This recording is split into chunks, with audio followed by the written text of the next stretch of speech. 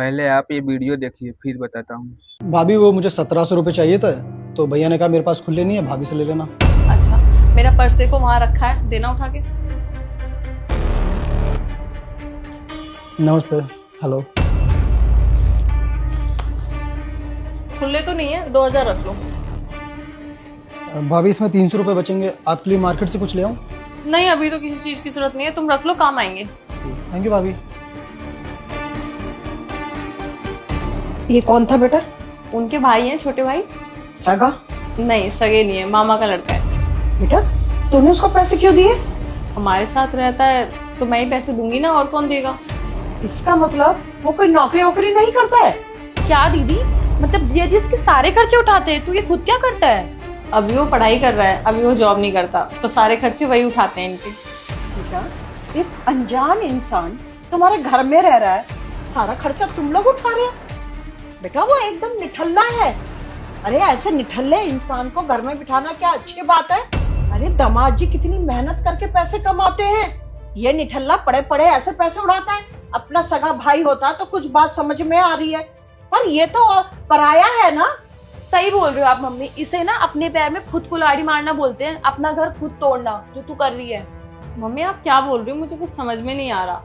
बेटा मैं तुझे समझाती हूँ, दामाद जी कितनी मेहनत से पैसे कमाते हैं, किसके लिए कमाते हैं? अपने परिवार के लिए कमाते हैं ना।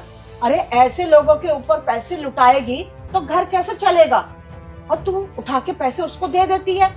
बेटा मैं तेरी माँ हूँ इसलिए समझा रही हूँ, आज की दुनिया में कोई किसी का नहीं होता है, सब अपना अपना देखते हैं।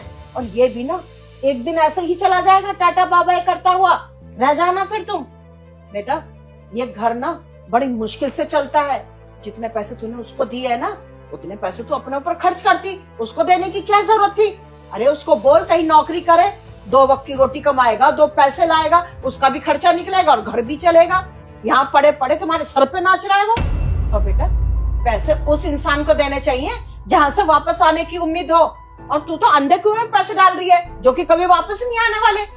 अरे मम्मी आप किसको समझा रही हो? ये आपकी बात मानेगी? बिल्कुल भी नहीं मानेगी, इसने हमेशा ना अपने मन की करी है। अभी आप इसको उसके सही के लिए बोल रहे हो ना, देख लो आपसे बहस कर रही है ये।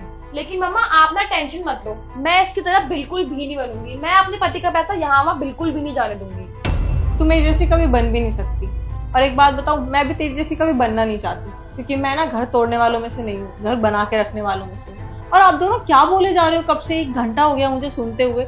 मम्मी आप मेरी माँ हो के मुझे ये सिखा रहे हो कि अपने घर में दरार कैसे डालनी है।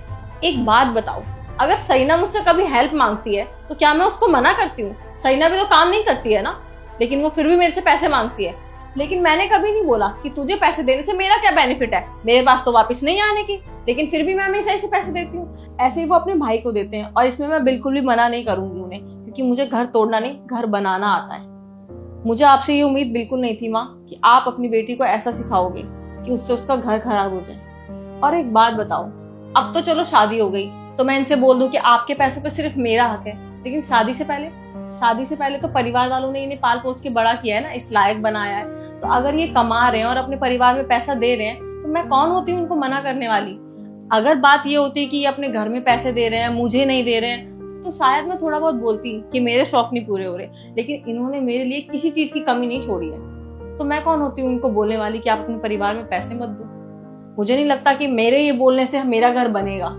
एक बात बोलूं मम्मी, आपका कोई लड़का नहीं है, अभी तक पैसे आपको मैं ही भेजती हूँ, कभी सरीना कमाती है तो वो भेजती है, लेकिन अभी इसकी भी जॉब चली गई है। तो मैंने आपको कभी मना किया है कि मैं आपको पैसे क्यों दूं? मेरी तो शादी हो गई है, मैं तो ससुराल देखूंगी नहीं ना, मैं भी तो अपना मायका देखती हूँ। और सरीना एक बात बोलूं, मम्मी के कहने पे ना कभी अपने ससुराल में ये हरकत मत करियो, नहीं तो तेरा घर टूट जाएगा।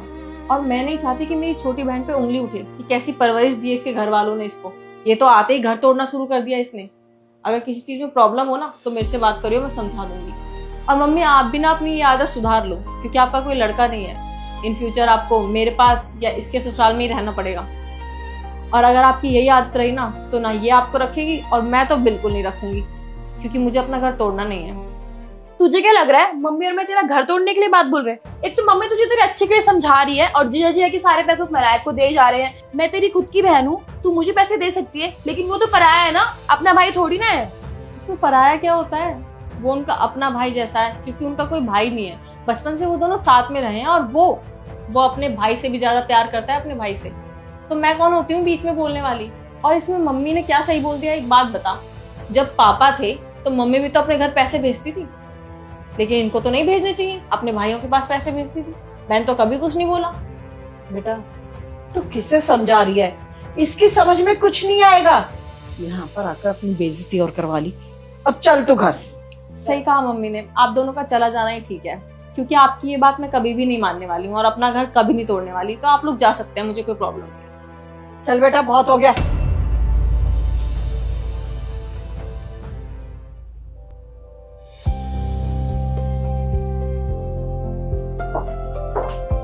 सताक्षी, तुम्हारी मम्मी और बहन आए थे, कहाँ गए?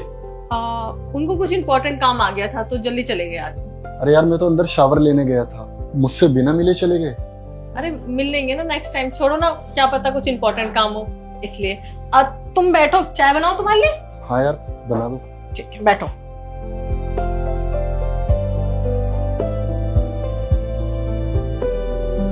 अगर आपके भी माँ बाप दो भाई के बीच में दरार पड़ने वाली बात बोले, उससे दूर रहना चाहिए। और ये वीडियो जरूर शेयर करें।